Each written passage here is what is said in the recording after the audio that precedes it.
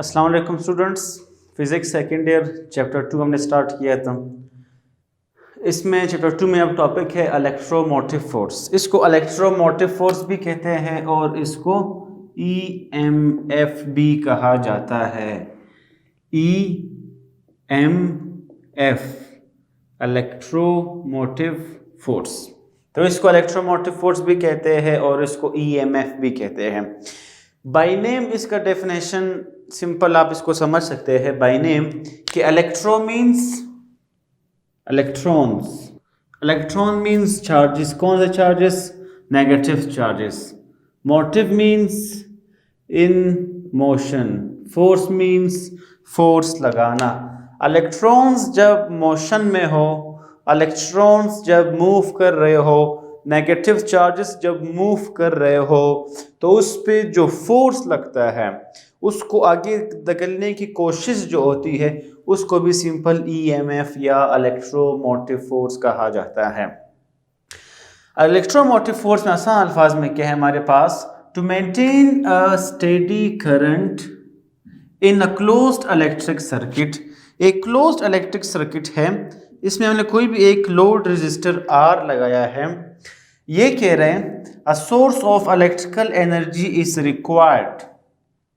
Means अगर किसी भी क्लोज्ड सर्किट में, कोई भी क्लोज्ड सर्किट हो, उसमें हमें स्टेडी करंट मेंटेन रखना है, उसको जारी रखना है, उसको बरकरार रखना है इसी इलेक्ट्रिक सर्किट में, तो इसके लिए a source of electrical energy is required. इसी सर्किट में अगर हमें करंट चाहिए, स्टेडी करंट चाहिए, इसी इलेक्ट्रिक सर्किट में अगर हमें करंट चाहिए तो इसके लिए एक सोर्स हमें ज़रूरत है। सोर्स मीन्स यहाँ पर आप क्या इसको कहते हैं, हम पढ़ते आ रहे हैं क्या पर हम सोर्स लगा रहे हैं। जैसे आप सोर्स देते हो तो करंट फ्लो होना शुरू हो जाता है। वो सोर्स आपके पास क्या है, वो क्या लगा सकते हो, वो क्या चीज़ होगा जो यहाँ पर आप यूज़ करेंगे और वो करंट पास होगा, करंट फ्लो होगा, चार्जेस फ्लो होंगे, मीन्स स्टेडी करंट फ्लो होगा। जिसका मतलब है करंट का फ्लो होना मीन्स आपको क्या मिल रहा है, इलेक्ट्रिकल एनर्जी आपको चाहिए, तो आपको इस तरह इलेक्ट्रिकल एनर्जी मिलती है। तो वो क्या सोर्स हो सकता है? या आप बैटरी लगाएंगे, या आप सेल यूज़ करेंगे, या आप जनरेटर यूज़ करेंगे, या आप थर्मोकपल यूज़ करेंगे। तो ये सारे वो सोर्सेज है जहाँ यहाँ पर हम यूज़ कर सकते हैं इस क्लोज्ड सर्किट में करंट को, स्टेडी करंट को फ्लो कराने में, मेंटेन कराने में। तो ये आपके पास जो सोर्सेज है, जो सोर्सेज हम यूज़ कर सकते हैं, उसी चीज़ को हम कहते हैं EMF इलेक्ट्रोमोटिव फोर्स। इस इलेक्ट्रोमोटिव फोर्स को यहाँ पर हम पढ़ते आ रहे हैं कि हम V लिखते थे, वोल्टेज। तो इस केस में हम क्या लिखते हैं, E से इसको जाहिर करते हैं। E जाहिर करता है EMF। एक डेफिनेशन इसका ये है, ये भी EMF है। एक, जैसे आप कोई सोर्स देते हो, फर्स्ट करें आपने बैटरी लगाए, सेल लगाए, तो जैसे सेल बैटरी लगाते हो तो यहाँ से क्या फ्लो करते हैं, हम कहते हैं कि चार्जेस फ्लो करते हैं। कौन से चार्जेस फ्लो करते हैं? नेगेटिव चार्जेस फ्लो करते हैं। उस नेगेटिव चार्जेस को हम क्या कहते हैं? इलेक्ट्रॉन्स कहते हैं। उसी चार्जेस का, उसी इलेक्ट्रॉन्स का with respect to time, with respect to time flow करना, उसी को तो हम करंट कहते हैं। तो हम बजाय चार्जेस, करंट, इलेक्ट्रॉन्स, हम डायरेक्ट इसको नाम देते हैं कि क्या फ्लो कर रहा है, करंट फ्लो कर रहा है। तो ये भी आपके पास क्या है, EMF है। या फिर ये चार्जेस जो फ्लो कर रहे हैं, ये इलेक्ट्रॉन्स जो फ्लो कर रहे हैं, ये जो फील फोर्स एक्सपीरियंस करता है, जो फोर्स फील करता है, वो फोर्स जो इनको आगे धकेलने की कोशिश करता है, इनको आगे बढ़ाता है, उनको भी हम EMF कहते हैं। इसका एक और डेफिनेशन है कि energy supplied. Energy supplied means ये है आपके पास E, इसको यहाँ पर हम नाम दे रहे हैं EMF। ये है एनर्जी जो आप दे रहे हो, आप सप्लाई कर रहे हो। The energy supplied by the source per unit charge to move the charge. एक पॉइंट ये है इसमें कि जब आप सोर्स देते हो, हम कहते हैं कि जो मूवमेंट है वो हायर पोटेंशियल से लोअर, हायर से लोअर की तरफ है, हम ये कहते हैं। लेकिन जब हम डायरेक्शन को लेते हैं तो हम उसको अपोजिट लेते हैं कि ये नेगेटिव टर्मिनल से पॉजिटिव टर्मिनल की तरफ जा रहा है। तो ये तो सिंपल इसकी एक डायरेक्शन हुई, उससे कोई फ़र्क नहीं पड़ता। मकसद ये है कि bye the source per unit charge, वो सोर्स जो यहाँ पर आप यूज़ कर रहे हो पर यूनिट चार्ज, उस चार्ज पर या जो चार्ज इलेक्ट्रॉन्स मूव कर रहे हैं, कहाँ तक, to move the charge in a circuit from low potential to high potential। ये लो पोटेंशियल से हाई, ये तो मैंने यू बनाया है, आप इसको इस तरह बना सकते हैं कि लो पोटेंशियल से हाई पोटेंशियल तक, मींस नेगेटिव से पॉजिटिव की तरफ, ये भी इसकी डायरेक्शन है। From low potential to high potential, it is also called EMF। इसको भी हम इलेक्ट्रोमोटिव फोर्स कहते हैं। अगर यहाँ पर देखा जाए तो फार्मूला क्या है, हम फार्मूले को किस तरह इसका यूज़ करते हैं EMF के लिए, हम सिंपल कहते हैं कि वर्क डन पर unit charge is called voltage. हम पढ़ते आ रहे हैं कि वर्क डन पर unit charge is called voltage, लेकिन यहाँ पर वोल्टेज की जगह हम सोर्स E यूज़ कर रहे हैं, EMF यूज़ कर रहे हैं, तो यहाँ पर सोर्स क्या होगा, E होगा। अगर आपको W चाहिए, W मीन्स W यहाँ पर क्या है, एज अ वर्क डन, जो चार्ज पे जो काम हो रहा है, चार्ज पे जो वर्क हो रहा है, जो सोर्स उसको आगे ले जा रहा है, वो W है। Q डिवाइड हो रहा है, यहाँ पर आकर E से मल्टीप्लाई हो जाएगा। यह आपके पास सिंपल एक इक्वेशन बन गया। इस EMF को हम किस चीज़ में लिखते हैं, यूनिट, इसको भी हम लिखते हैं किस चीज़ में, वोल्ट में लिखते हैं। जैसे वोल्टेज, ये भी आपके पास टाइप ऑफ वोल्टेज है, वोल्टेज की तरह ही है, सिर्फ सोर्स अलग है, नाम अलग है, काम वही है। नेक्स्ट पॉइंट इसमें ये है हमारे पास पोटेंशियल डिफरेंस। पोटेंशियल डिफरेंस क्या है कि वर्क डन पर यूनिट चार्ज, वो तो हमें भी पता है कि वर्क डन पर यूनिट चार्ज, इस चार्ज को मूव कराना, चार्ज पे काम करना, चार्ज पे जो वर्क डन हो रहा है, उसको हम सिंपल क्या कहते थे, उसको हम कहते थे वोल्टेज। यहाँ पर हम कह रहे हैं कि वर्क डन पर यूनिट चार्ज बिटवीन 2 पॉइंट्स, क्या अगर कोई भी 2 पॉइंट्स हो A एंड B, क्या अगर कोई भी 2 पॉइंट्स हो, किसी भी चार्ज पे आप वर्क कर रहे हो, लेकिन 2 पॉइंट्स के अक्रॉस या 2 पॉइंट्स पे जो वोल्टेज में जो डिफरेंस आ रहा है, उस चीज को हम कहते हैं पोटेंशियल डिफरेंस। इसको हम कहते हैं पोटेंशियल डिफरेंस। इसका मतलब ये है कि फर्ज करें एक पॉइंट ये है, एक पॉइंट ये है, अब इनके अक्रॉस हमने क्या बताना है, एक वोल्ट मीटर हम यूज करते हैं, वोल्टेज को मालूम करते हैं। एक पॉइंट है A, एक पॉइंट है B। यहाँ पर वोल्टेज क्या है, VA, यहाँ पर वोल्टेज क्या है, VB।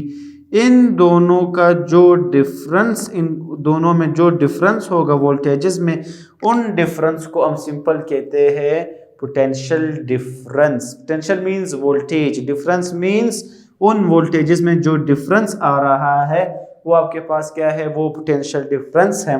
इसको हम जाहिर करते हैं V से, और इसको हम एक्सप्रेस्ड करते हैं इस फार्मूले से, वर्क डन पर unit charge is called potential difference.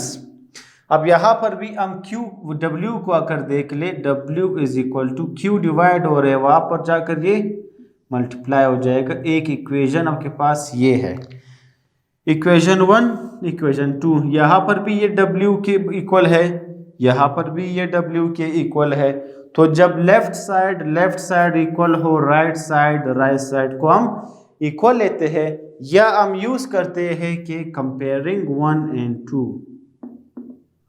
Comparing 1 and 2, 1 आपके पास क्या है, QE, 2 आपके पास क्या है, QV। अब यहाँ पर Q एंड Q कट रहा है, तो आपके पास क्या बच जाता है, E is equal to V। हमें ये भी पता है कि V जो है IR के बराबर है बाय ओहम्स लॉ। तो जहाँ पर V होगा, उस V की जगह हम क्या पुट करते हैं, I R.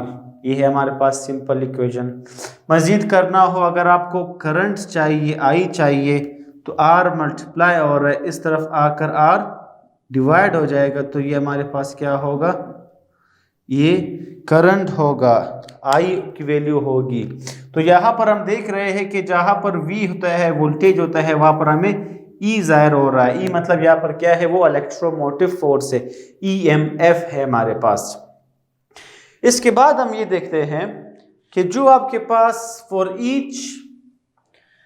Each real source of EMF, कि हर सोर्स जो है, कोई एक सोर्स EMF का एज सम इंटरनल रेजिस्टेंस, जिसको हम स्मॉल r से जाहिर करते हैं, कि कोई भी सर्किट में आपके पास अगर कोई सोर्स आप यूज कर रहे हो EMF का, तो उस सर्किट में हमारे पास क्या होता है, एक इंटरनल रेजिस्टेंस होता है जिसको हम R से जाहिर करते हैं। उस सर्किट का इंटरनल अपना रेजिस्टेंस, उसको स्मॉल r से जाहिर करते हैं।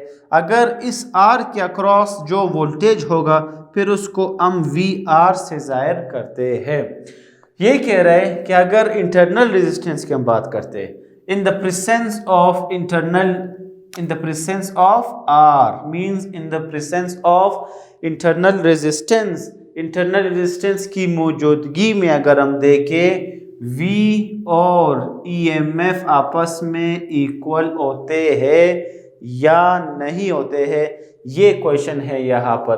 कि अगर इंटरनल रेजिस्टेंस को हम देखें तो इसमें पोटेंशियल डिफरेंस और EMF आपके पास क्या होता है, ये जो है आपस में इक्वल नहीं होते अगर हम इंटरनल रेजिस्टेंस की बात करते हैं। अगर इंटरनल रेजिस्टेंस ना हो तब इनको हम इक्वल ले सकते हैं। अगर इंटरनल रेजिस्टेंस की आप जिक्र करते हो, उसकी मौजूदगी में ये दोनों बराबर नहीं होते। अब इस पॉइंट को देखकर हमने ये इक्वेशन लगाया है। इस इक्वेशन का एक तो मतलब ये है कि आपके पास कि अगर कोई भी एक सर्किट हो, इस सर्किट में हम दो चीज़ें वो करते हैं, मालूम करते हैं। दो चीज़ों के बारे, एक होता है हमारे पास EMF और एक होता है हमारे पास वोल्टेज, पोटेंशियल डिफरेंस। इसको मैं तरतीब से लिखता हूँ, एक पोटेंशियल डिफरेंस होता है और एक हमारे पास EMF होता है।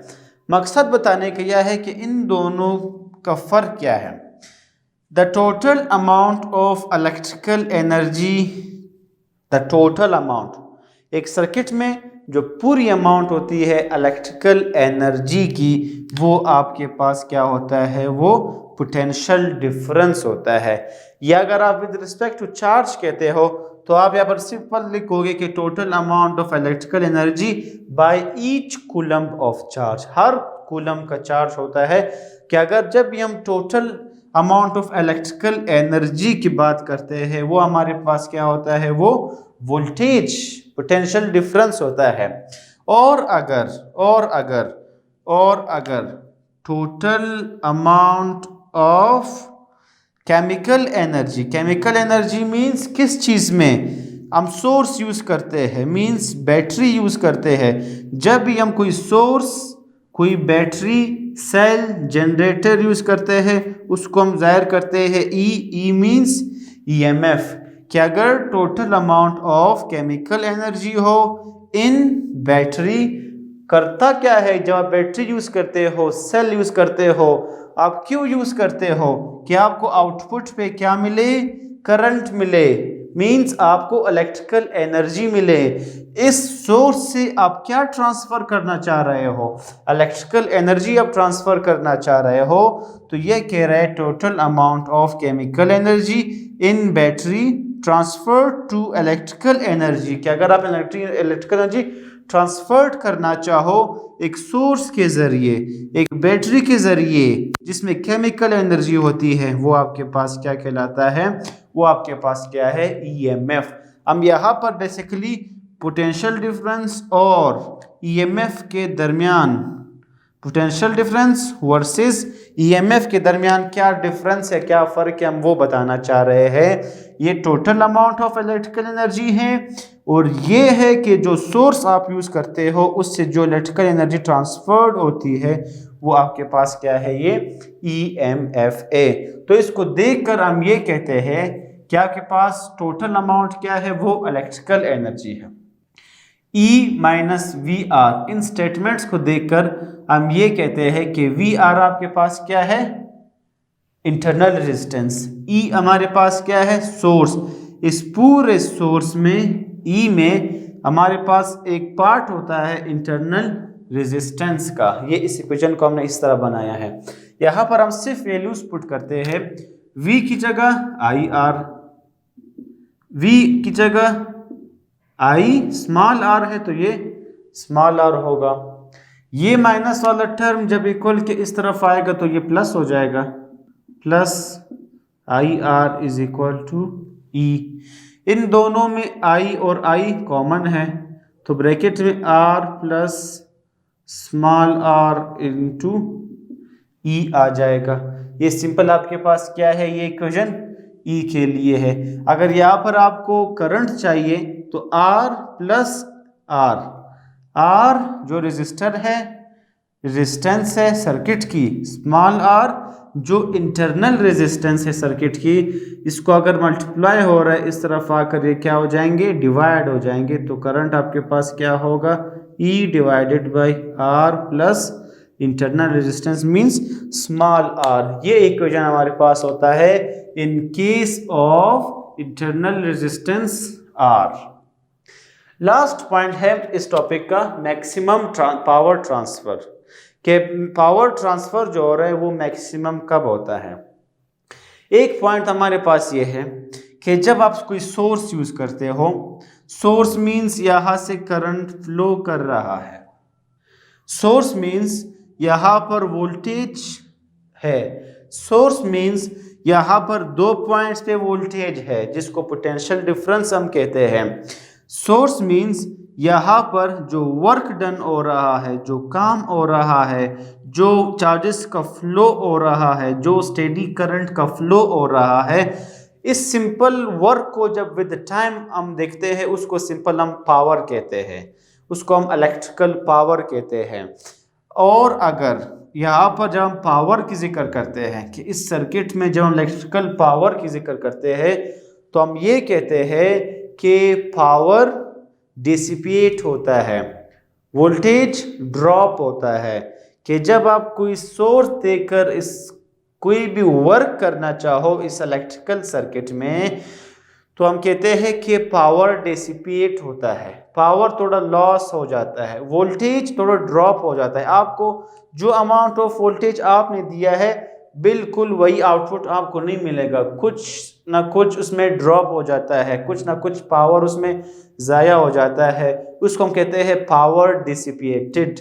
कुछ वोल्टेज उसमें ड्रॉप हो जाता है, कम हो जाता है, ज़ाया हो जाता है, in the form of work done, in the form of heat, in the form of high temperature, इसको भी हम कहते हैं कि ये वोल्टेज ड्रॉप है या पावर डिसिपेशन है।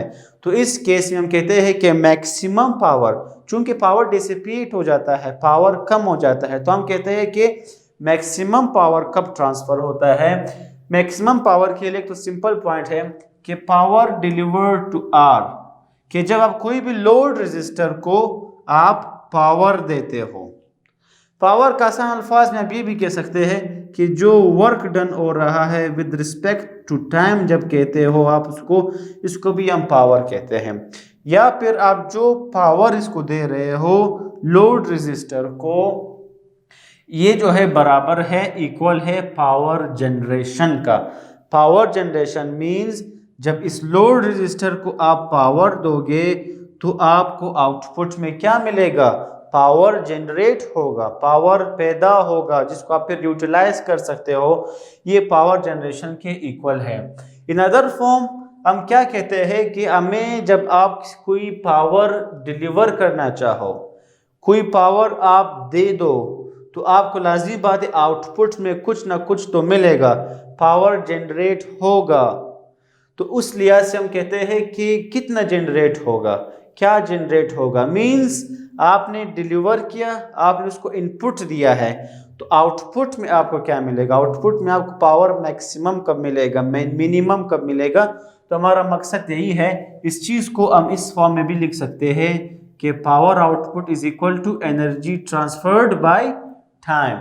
एनर्जी ट्रांसफर्ड मींस इस पे जो आप वर्क डन कर रहे हो, जो वर्क डन, जो काम आप कर रहे हो, तो आप क्या काम कर रहे हो, लाजमी बात है जब आप सोच देते हो एनर्जी ट्रांसफर हो जाता है, उस एनर्जी ट्रांसफर को हम यहाँ पर सिंपल क्या कहते हैं, ये हमारे पास क्या है, ये सिंपल वर्क डन है। और हमने ये भी पढ़ा है कि वर्क डन पर unit charge is called voltage. और अगर आपको वर्क डन यहाँ पर इन केस ऑफ एनर्जी ट्रांसफर चाहिए तो Q डिवाइड हो रहे यहाँ पर मल्टीप्लाई होगा, तो इस W की जगह हम क्या लिखते हैं, W change in charge, means change आना चार्ज में, चेंज के फॉर्म में हम लिखते हैं यहाँ पर। फिर हमने ये भी पढ़ा है करंट Q अपॉन T के बराबर है। ये मैंने डायरेक्ट इसलिए लिखा है ताकि टाइम, चूंकि लेक्चर्स का जितना लिमिटेड टाइम है उतने ही टाइम में आप उस लेक्चर को कवर कर सके। एक एक स्टेप लिखवाना तो वो चीज़ डबल टाइम में हो सकेगा, तो बजाय डबल टाइम में होना, इस तरह आपको कम टाइम में जल्दी कवर हो जाएगा। अब यहाँ पर work done, current, charge, flow of charge per unit time is current हम पढ़ चुके हैं, तो यहाँ पर उसी चार्ज पर टाइम की जगह हम क्या पुट करेंगे, हम I पुट करते हैं, तो V एज इट इज, इस टर्म की जगह हमने I पुट कर लिया। फिर हमने ये भी कहा कि V is equal to IR के बराबर है ओहम्स लॉ के मुताबिक, तो इस I की जगह हम, V की जगह हम क्या पुट करते हैं, IR।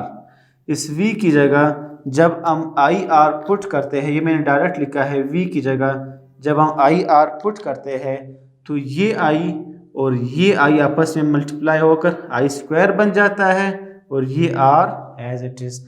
तो P आउट आपके पास क्या है, I स्क्वायर R, ये आपके पास क्या है, जो आपको आउटपुट मिल रहा है।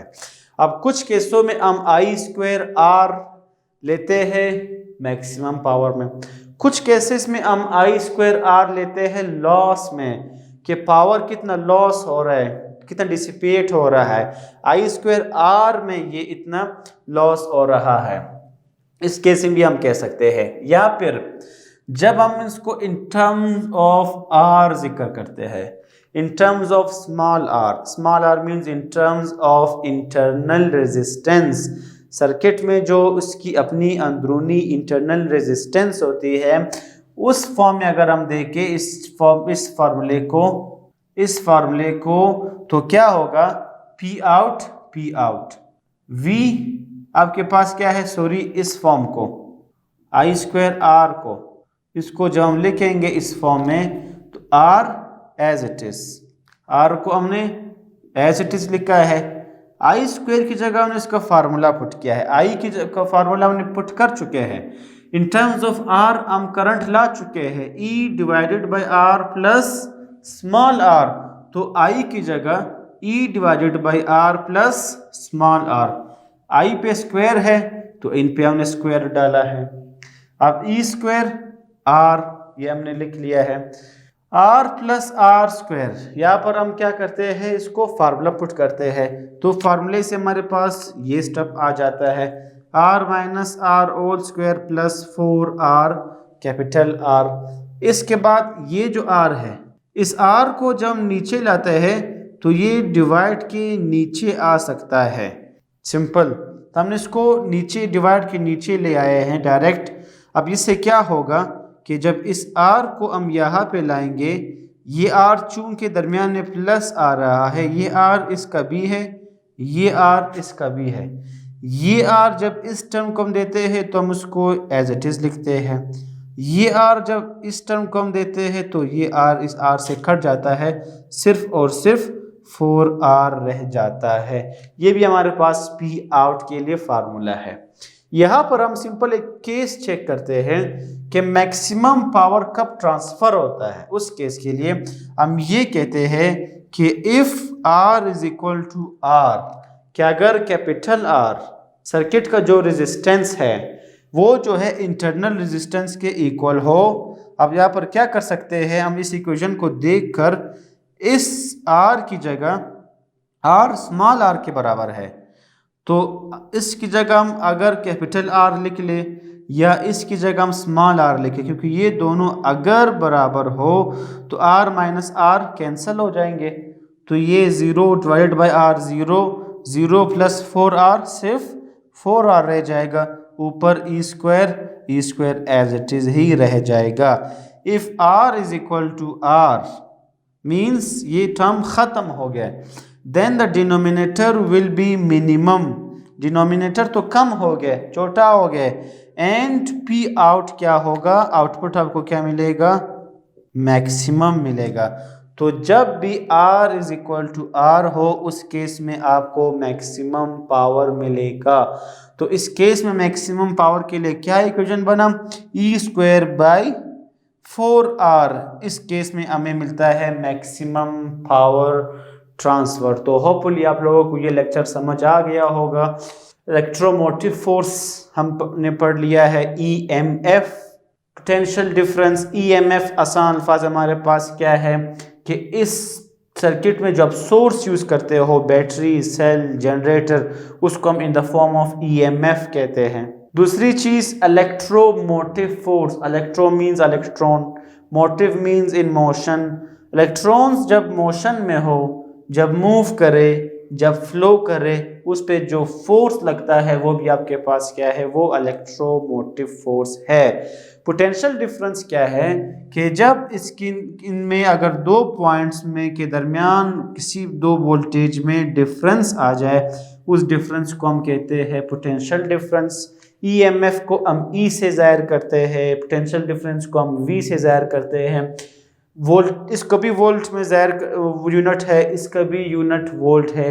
यहाँ पर वही वर्क डन पर यूनिट चार्ज, जो चार्ज पे आप वर्क कर रहे हो, यहाँ पर उसको हम EMF कहते हैं अगर सोर्स हो EMF का हो, और यहाँ पर वो सिंपल वोल्टेज को V से ज़ाहिर करते हैं, पोटेंशियल डिफरेंस को वर्क डन पर यूनिट चार्ज है। तो इन दोनों के बारे में हमने देखा, इन दोनों के दरमियान क्या रिलेशन है वो हमने देखा, क्या डिफरेंस आ रहा है। अगर इस सर्किट में इंटरनल रेजिस्टेंस इसका जो है स्मॉल r से उसको हम ज़ाहिर करते हैं, उस केस में क्या होता है और उस केस में करंट क्या होता है वो हमने कर लिया है। इसी को देखकर कब मैक्सिमम पावर ट्रांसफ़र होगा, मैक्सिमम पावर ट्रांसफ़र कब होता है वो हम ऑलरेडी कर चुके हैं। तो होपफुली आपको समझ आ गया होगा। थैंक यू फॉर नाउ, अल्लाह हाफिज़।